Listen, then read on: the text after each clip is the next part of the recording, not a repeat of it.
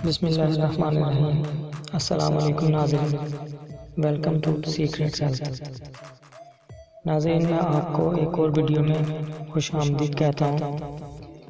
नाज़रीन, आज की इस वीडियो में मैं आपको तेज़ी से वज़न कम करने वाली एक घरेलू चीज़ बताऊँगा, जिसको सुबह शाम पी लिया जाए तो सर से लेकर पाँव तक चर्बी पिघल जाती है। जो लोग मोटापे जैसी ख़तरनाक बीमारी से परेशान हैं और इससे जल्द ही छुटकारा पाना चाहते हैं, तो बस जो रेमेडी मैं आपको बताने जा रहा हूँ उसका इस्तेमाल सुबह शाम करें।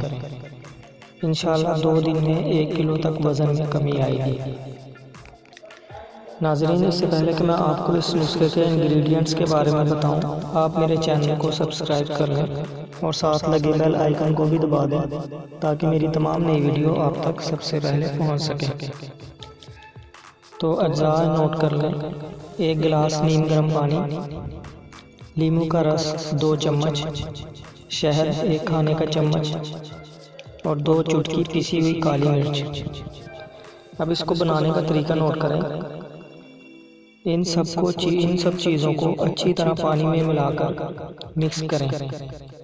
जब मिक्स हो जाए तब इसको सुबह नाश्ते से पहले और शाम को सोते वक्त 1-1 गिलास बनाकर पी लिया करें।